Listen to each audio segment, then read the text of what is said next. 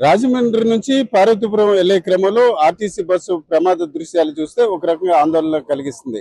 అయితే ఆర్టీవీ ఎవరిని కూడా ఆందోళన కలిగించే ప్రయత్నం చేయదు. కానీ ప్రమాద తీవ్రత ఎంత దారుణంగా ఉందో అన్న అంశాన్ని మనం గమనించవచ్చు.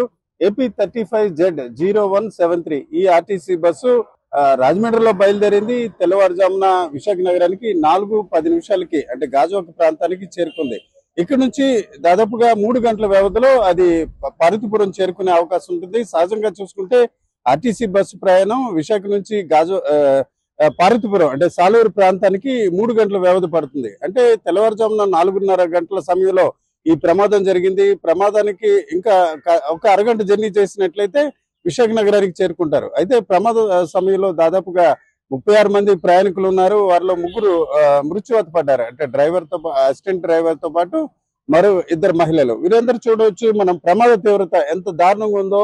డ్రైవర్ సీటు వెనక ఉన్న భాగాలంతా కూడా పూర్తిగా తొలగిపోయిన పరిస్థితి. డ్రైవర్ సీట్ ఏమాత్రం కూడా లేదు. అట్లాగే దాని వెనక ఉన్న భాగాలు కూడా చూసుకుంటే పూర్తిగా తొలగిపోయిన పరిస్థితి. అలాగే ప్రమాద తీవ్రతకు అర్థం పడుతున్న దృశ్యాలను మనం గమనించవచ్చు. ఎంత ఘోరంగా ఉంది అన్నది ఇటు మనం చూస్తే డ్రైవర్ జమ్మయ్య ఉన్నారు. జమ్మయ్య అనే వ్యక్తి డ్రైవర్ ఈ వాహనాన్ని ఆ సమయంలో నడుపుతున్నారు. ఇప్పుడు పోలీసులు అలాగే సీసీ ఫుటేజ్ అంశాలు బట్టి చూసుకుంటే దాదాపుగా 4:03 సమయంలో ఏదైతే ట్రిప్పర్ ఉందో ఆ ట్రిప్పర్ పంక్చర్ అవడం జరిగింది. ఆ పంక్చర్ అయిన ట్రిప్పర్ ను పక్కన నిలిపివేశారు. నిలిపివేసిన తర్వాత అంటే 4:10 ఈ బస్సు ప్రమాదం జరిగింది. బస్సు ప్రమాద దృశ్యాలు తీవ్రతను మనం గమనించవచ్చు. ఏ రకంగా పరిస్థితి ఉందో వాస్తవానికి చూసుకుంటే దీనికి సంబంధించి ఏదైతే రో ఉందో వరుసగా మనం చూడొచ్చు.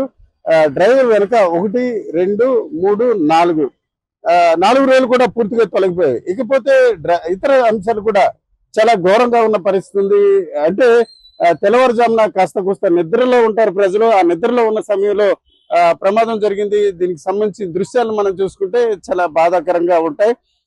తెల్లవారుజామున ప్రమాదం జరిగింది అనే విషయం చాలా మంది గమనించడానికి అవకాశాలు తక్కువ ఉంటాయి. గాజువాక జంక్షన్ లో కొందరు దిగే అవకాశం ఉంటుంది. ఇప్పుడు ఈ ప్రమాదం జరిగిన ప్రాంతానికి గాజువాకి 1 కిలోమీటర్ దూరం. అక్కడి నుంచి మరొక 6 కిలోమీటర్లు వెళ్తే ఎన్ఈడి జంక్షన్ వస్తుంది. అక్కడి నుంచి మరొక 10 కిలోమీటర్లు వెళ్ళినట్లయితే RTC complex Vizag Dwaraka complex వచ్చే అవకాశం ఉంది.